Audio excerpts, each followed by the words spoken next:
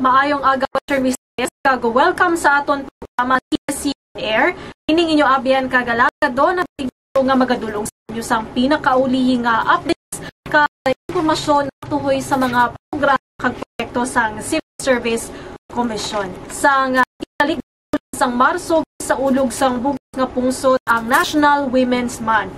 Gani ang ato naman pagatalakayon ko na mga aktibidad nga ginhiwat sang Civil Service Commission Regional Office 6 angot sa sini nga kahiwatan.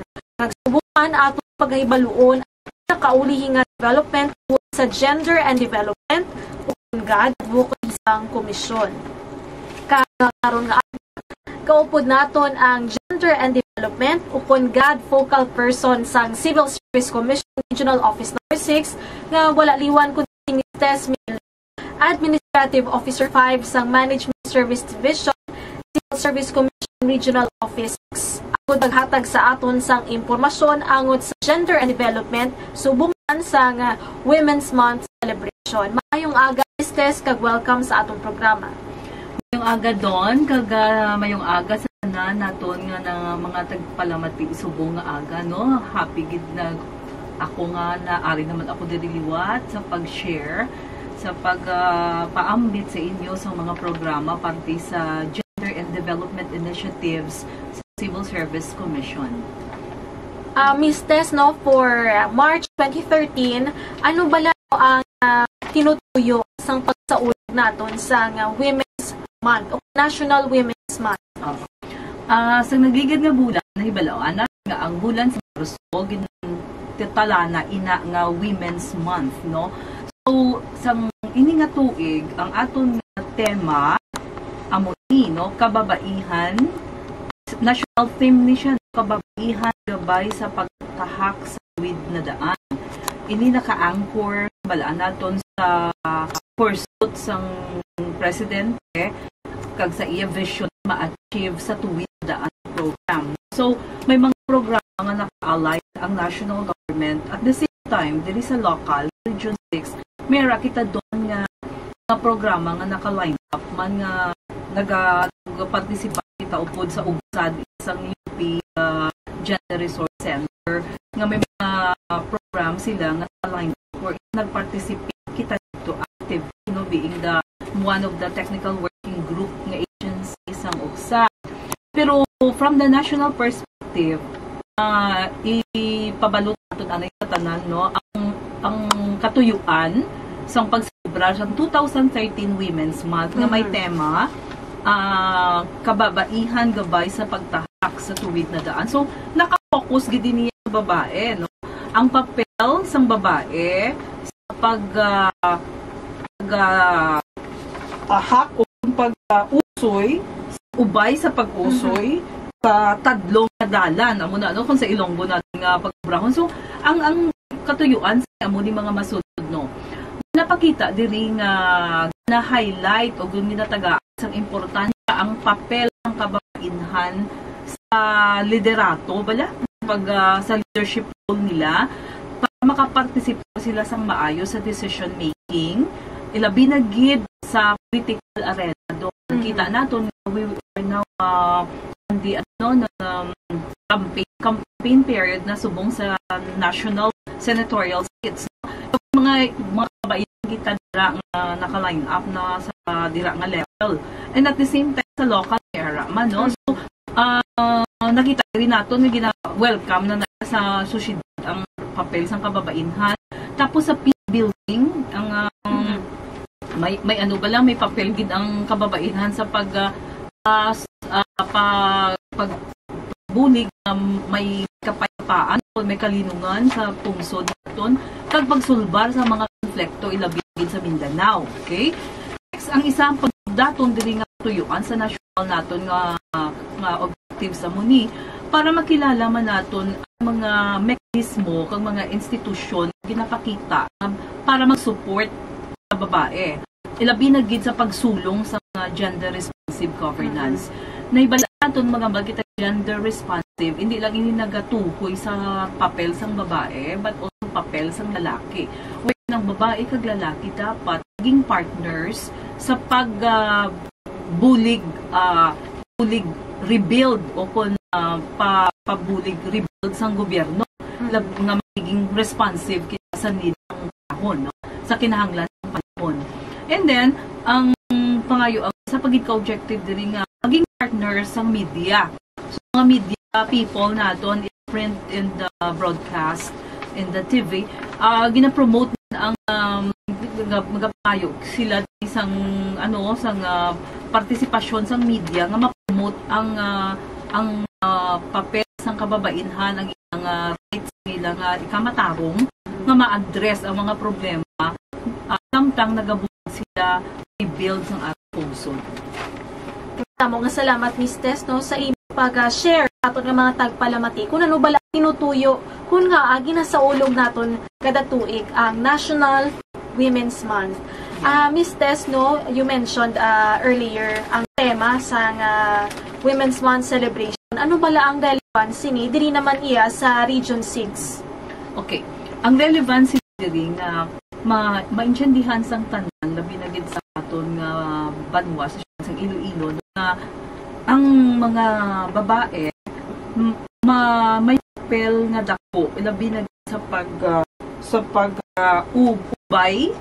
pag-ubay sa maayo nga dalanon nga gina-journey blas ang ton as a people kag sa ila hindi lang sila gabay sa panimalay nila sa kabataan nila sa ilabana kundi may leadership role pwede gidyang babae matagaan kung tagaan oportunidad makatagaan bosses ang babae sa sosyedad, makabuligid sila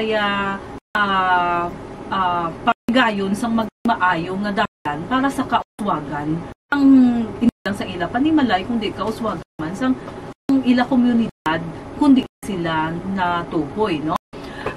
With regards to that, gusto na akong ipalo dira no nga ang province ng Iloilo doon may programa ina silang Great Women Project nga upod sini ara dira si Miss Alano Ravena si Canada nagapatigayon nga paano mabuligan ang mga kababainhan sa probinsya sa Iloilo na makatindog sila nga sila sa economically dependent sila maging dependent sa husband kundi economically independent in the sense na matagaan sila dapat sang trabaho nga kinahanglan nila, no, para may income sila personal nga makabulig sa pangabuhi nila, no. Tapos with regards to hindi lang economically empower sila kundi ipaintindihon sila sa ilang rights o kung ang ilang ilang mga human rights nila as well because women's rights are considered as human rights, no. So amo na siya doon may sige-sige ni siya ng lately lang I think last March 8 we attended the Purple Walk ng Ugsad, no, kung dito upod naton man ang mga taga-probinsya sa Iloilo nga kita ang mga leader sa mga national government agencies tag local government unit nga nagportal gid sa pag-ugyon sa pag-celebra ang bulan sang kababainhan nga dapat tagaan sila kinamatarong, no, ila kinamatarong respetohon sila dignidad kag dungog bilang isa ka importansya nga isa ka importante nga papel nga maka-rebuild sang society naton. Miss Tess, no, sa bahin naman niya sa Civil Service Commission, ano naman ba ang mga aktibidad nga gintigayon o kung ginhiwat ang session sang National Women's Month? Sa CSC regional office, nag-propose kita dito kay amo kalabanan sa aton doon mula pa kita naka-undergo sa gender sensitivity training. Amo gid ni siya ang pinaka-importante nga dapat maging aware ang kada empleyado naton upod naton dira nga ano ba lang importante sa gender sensitivity, dapat maging gender sensitive ka in the sense na ano ang himuon nimo para magiging ma-harmonize or may kalinangan ang workplace, no? Nga dapat hindi lang lalaki ang mabatian at permi, kundi ang boses man sa kababainhan ilabin gid ang mga policies nato like mga initiatives ang Commission sa sexual harassment, yes. Nga specifically on that, sige-sige man niya advocacy diri, sige-sige man monitor naton sa mga cases on sexual harassment that is happening in the workplace sa Region 6. And then, may na-line up kita dito nga sa paghinun-ano namon sa mga ibang opisina sa gobyerno, nakita naton dito nga ang Magna Carta naton bala doon ang RA 9710, no? Amo na ang Magna Carta of Women. Ang Magna Carta of Women encompasses na siya nga mga encompass sa inyo. Isa na lang ang mga legislations with regard sa babae. So siguro ang ako nang di-touch amo ang kinamataros ng babae sa civil service, no? Anong ginamandato sa aton nga dapat naton papanaugon mga programa ng kababainahan basta maglabot sa level sang LGUs, no? Ang isa nga nakasuot niya sa magpunta, particularly sa Rule 4, Section 11 to 12, the rights in empowerment and human rights and protection from violence.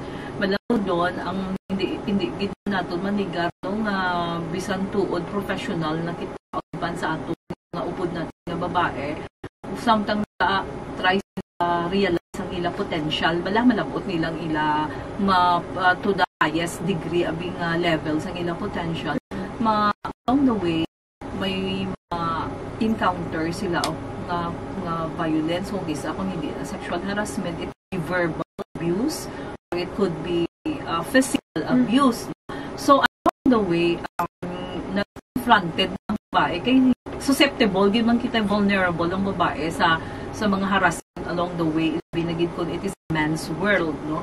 So nakita naton diri ang mandato sa aton nga pag-abot sang after 5 years ang implementation, so that would mean 2013 mga 2018 na dira na siya, dapat ma-implement na ning policy exam to conduct personal audit in the bureaucracy for the attainment of 50 ratio men and women. So 50 ang ratio men and women nga na-recruit sa police force, not special out siya, no? So dapat 50 police force, forensics and medical legal judicial services and social work services. So spell out niya, dapat yung mga babae ng forensics lang team lang nag-address na yun sa mga accident or mga forensic issues, no, sa militar, sa police, puro nga police work siya. And then medical legal, legal na kailangan siguro kung may babae dira kay ini nga mga field of work sa bureaucracy, though sila lalaki na siya per me, no, ang naga-indulge sa sini nga mga trabaho. Pero this time sa gina-open ang opportunity nga pwede ang babae makasudiri nga work, no? Next, ang training sa human rights, particularly sa sang continuing violence, counseling, and trauma healing. I remember that I think it was last year we had our orientation on human rights, no, especially on women's rights. Kag-counseling kung paano, because hindi siya basta nga convictim ang isang babae sang violence, sang abuse, hindi mo natula sa iya subconscious, so dapat kinanglan niya special care through counsel and healing sa trauma niya nga naagyan. Malan mo, ang ginaintrahan ini sa gobyerno, because ladies and gentlemen, gusto itong ipabalo kung ikayado, kung sa gobyerno nga battered ikaw sa inyo, no? Battered meaning biktima ikaw sang bayolente sa balay niyo, hindi ikaw makamaayo ubra, kay dala-dala mo na sa imo isipan, sa imo nga sa imo feelings, kasi isipan nimo nga pag-abot mo sa balay mo hindi maayo, no, ang imo nga dito sitwasyon. That's why gin-place ini nga policy sang gobyerno tungod para mabunigan ang babae bangon sang iya sitwasyon nga biktima siya, hindi siya makaproduce, hindi siya makaobra maayo. That's a fact talaga nga fact anang paniya ka matuuran ina iya nga kun ikaw ya damo ka problema sa balay nimo sa ang babae yaga panungdo kaya dumduman niya bata niya amo na bla tapos may ubra siya. So burden na sa trabaho niya sa opisina, pagbalik niya burden pa siya sa trabaho sa balay. That's why ang gender day kung both husband and wife are working, dapat pag abot sa balay buligan man ang trabaho sa balay sang husband at sang bana ang asawa kay trabaho man sila nga duha pareho man lang sila nagadala sang income sa balay nila, no? They are both bread earners man sila, no? So muna siya.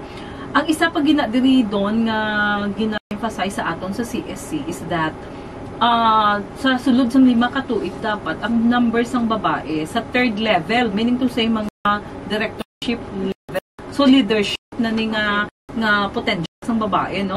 Dapat malabot naton by after 2018 nga maging 50-50 na ang babae kag lalaki sa posisyon sa third level din out giniya sa Magna Carta, no? That is section 4 nga CSC dapat shall see to it that the third level positions will have a 50-50 ratio by 2018. And the one that will take care of that ang CSC ang Career Executive Service Board, meaning to say that includes mga cabinet officials ni President.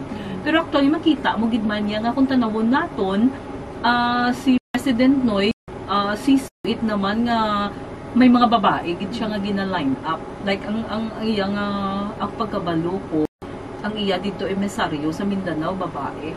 Oo, babae nalipat lang ko sa ngalan, pero I think it's a woman naka dito, no, ang emisaryo ya sa Mindanao for peace building work niya sa Mindanao. So amo na tapos ang kitaman pagid dapat naton i-plus-down naton sa kay since policy maker kita, policy making body ang CSC dapat manaog kita mo bra kita sa mga palisiya nga magiging gender friendly siya and gender responsive sa bureaucratic governance. Amo na siya diri ang nabutang. Okay, so madamo nga salamat Miss Tess, no, for that very comprehensive, no, nga update tuhoy sa Magna Carta of Women or Republic Act number 9710. Sa aton pagpadayon Miss Tess, no, ano pala ang iban pagid nga mga programa o kun initiatives, no, nga pangunahan sa komisyon agud mapasanyog ang gender and development o kun GAD. Okay. Gusto ko diri doon i-tackle ang Philippine Commission on Women, MEDA, and DBM Joint Circular number 2012, series of 2012. Bago ini siya, no, nga pag-prepare sa guidelines on how to come up with a GAD or Gender and Development Plan and budget templates sa ahensya sa gobyerno. Gina-require kita, or we are mandated some law nga we have to come up, each agency has to come up with gender plan or plan, gender and development plan, no? Based sa policy nga na-issue sa DBM.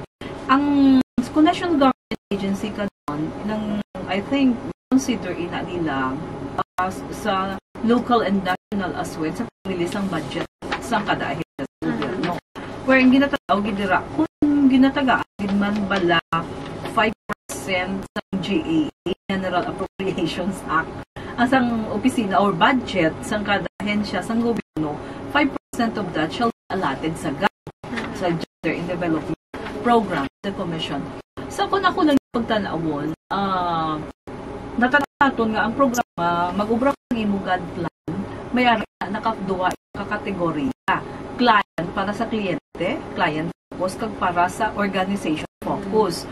Wherein, dapat ang aton nga gender and development plan natin para sa aton mga kliyente o kung mga customer sa opisina. No? Sa niya sa opisina sa Civil Service Commission Region 6, mayroon kaya doon nga advokasya diri. Kaya mo mo, diri isang ginambal ko na naman nga mga kaso sang sexual harassment, proliferate na naman ni Hapon. So, continuing ini siya ang conduct sang training nito sa ahensya sa gobyerno nga nag-request ng anti-sexual harassment, no, to prevent sexual harassment to happen in the workplace as well as in other places, no, like sa training institution, within the vicinity of work of the campuses, no, sa sulod sa campuses, especially state colleges, university. Nakita na nga may mga nagakalataw nga pag-abuso, hindi sa mga sabainhan, kundi pinagit sa mga bataan nga babae, no, sa PUP, hindi lang college students na babae, pero nagkapanahon ang problema ng kaso sa PUPs. Just recently, when we attended the NEDA GOD program nila dito, the GODC, the Gender Development Council meeting naman sa last March 26. Gintakol dito sa isa diri ka is using nga may kaso nga gina-preparar subong against sa teacher nga ginharas niya pupil, I think grade 4 bata. So, serious in problema sa mga eskwelahan. Sa mga naman sa gobyerno, that is the judiciary, nga may mga biktima sa SH or sexual harassment. That's why ang advocacy natin permit ma-prevent or matakna ang pagtabo sa mga kaso sa sexual harassment. That's why may layi kita nga ang CSC, no, we have the administrative rules of sexual harassment. Sige-sige nga conduct sini advocacy nato. Ang pag-train sa committee on quorum and investigation ang munisipyo doon ang CODI members na nag-take care sa mga kaso sa sexual harassment na tabo sa opisina. So sige-sige na naton ang pag-training sa ila, equip naton sila sa ila skills on how to preventive nga aspect o kung may kaso na gidban, how to resolve the case without ripening the case into an administrative or criminal case. Depende, no, sa gravity sang offense. Now, ginatinguhaan naton kani nga sa sini nga paagi man lang ma-aware ang mga aton nga palatag-palamati nga seryoso ang gobyerno sa pagtapna ng mga abuso sa kabinahan kabataan, hindi sa ating nga panimala, kundi sa sosyedad, sa eskwelahan, kundi sila dapat magiging instrumento inatan eskwelahan sa pagtubo sa ilang nga maging maayo sila nga citizens ang puso naton. Pero along the way, ma-encounter ang kabataan nga ini ang pag-abusar sa ila. Kung kaisa wala sila kaintiyende nga ginaabusahan na gali sila sang ilang nga mentor or ilang mga teachers who supposed to be have moral ascendancy sa mga bata nga ini, no?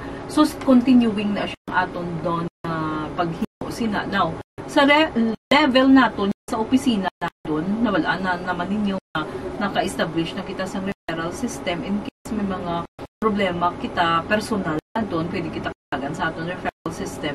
And we will try to come up with a helpline directory somehow kung diin kita makadto kung anong kinahanglan sa biktima na sang abuso, no.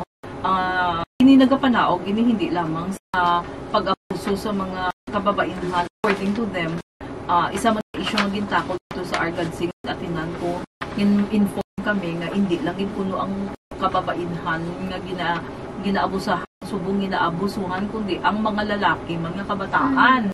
So sa nila nila sa amon, may ano dito, may isa ka NGO na naghambal sa amon. I would like to inform you nga hindi lang ang gender issues now, hindi lang nag-focus sa babae, kundi mga lalaki man na kabataan sa eskwelahan. Which is ka-alarming pag una sini ang sitwasyon natin. Although we believe that's part of development, pero dapat along with development, dapat may mga policies kita to address issues like that na ma-encounter sa aton mga pumuluyo. So, doon, diri sa balikan ko niya ang joint CSCDB, ang joint NEDA, PCW, kag DBM circular, naka-spell out na di sa bag-o nga plan may gipagwa sila format. So, sa mga godfall person, no, panawagan ko ang sa tanan nga ahensya sa gobyerno nga nagpalamati, may kita dira godfall person na siya doon. Naman siya ang tao na responsible sa pagpa-streamline o mainstream sang programa ng gender sa ila opisina. So, diri, sa bag-o nga programa, sa template sang God plan nga bag-o, nga effective 2014 na ni gamito nga tapos ng 2013. Next year, amo na ning ubrahon, no? Diri naka-spell out sa bag-o nga God plan nga format, naka-spell out diri ang relevant agency major final output. Wala na siya sang before, no?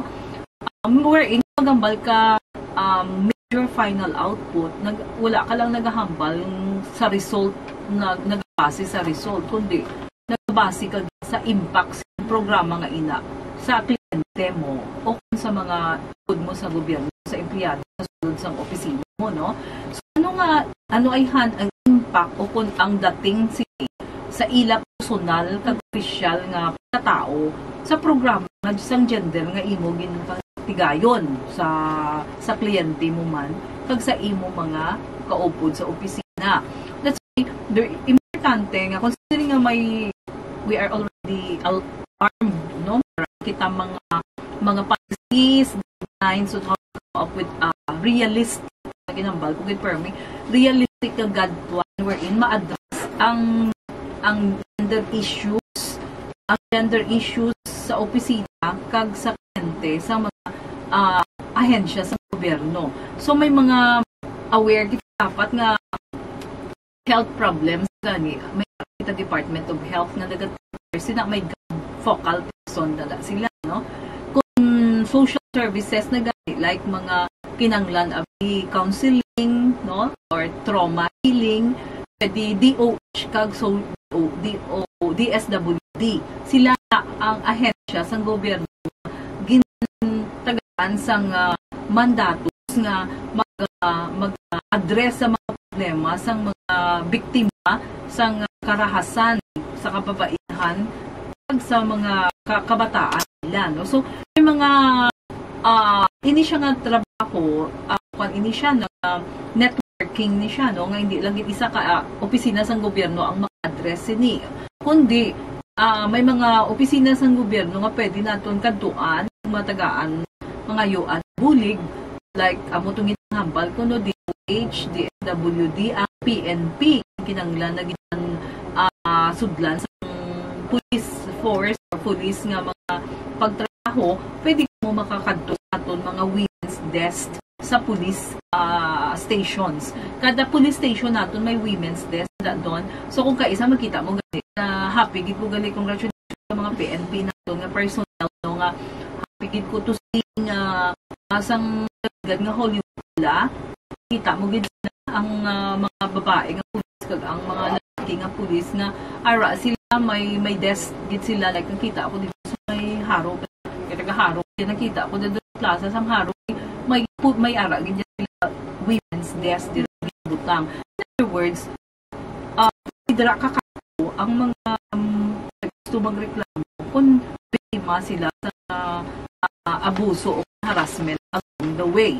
So ini na dito sa bag-uni nga God template naton na dapat i-obrahon for 2014 maliban sa may major final output diri ginapakita pag output performance indicator among before nga ano pala ang kinalain nga dapat makita naton nga hindi lang siya dapat may indicator siya nga nagapakita nga may epekto o impact ang imong nga programa dira. Like for example, ang ginpakita diri nila nga services, no, nga isa ka client focus nga ihambal ko nga client focus nga example nila that women workers lack access to social protection services and welfare program.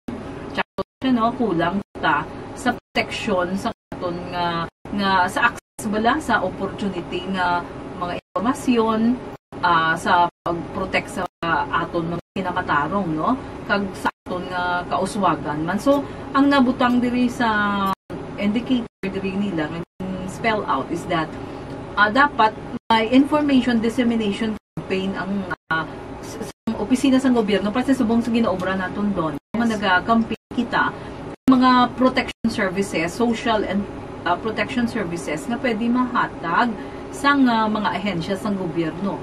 Ang mga LGUs naton may God focal person man na sila.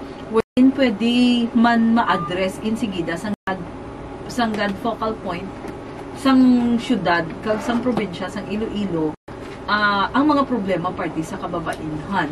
So makita mo di pilagid bala ka babae o kung grupo sang kababainhan nga imo na tagaan sang proteksyon sa impormasyon, no? Impormasyon nga may protection services kag may welfare program nga ginahatag ang government.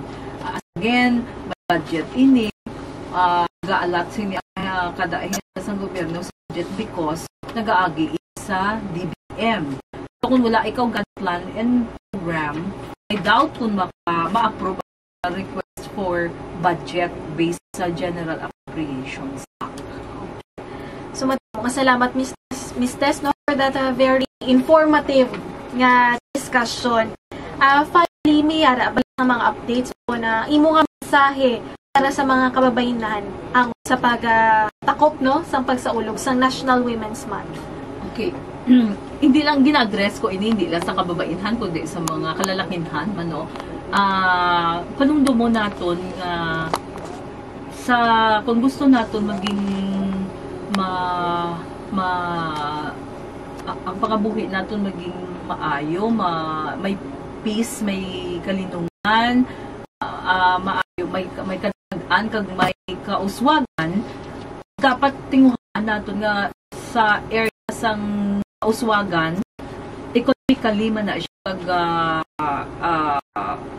socially, dapat duha kita, ang babae kag lalaki dapat ma-work hand in hand, meaning to say they go together for progress or they work together towards progress, no? Hindi lang ang isa mabilin kag ang isa dra ka lang sa balay kay ti pambalay ka lang, wala na siya. Those are mga insights nga bygones na siya, dapat wala na siya, no? So mas nami gid man niya doon kung partner kita in development, especially in nation building. So ang ako lang gid mahambal as last mga messages, no, nga last message ko sa aton men and women in the workplace, please see to it nga dapat may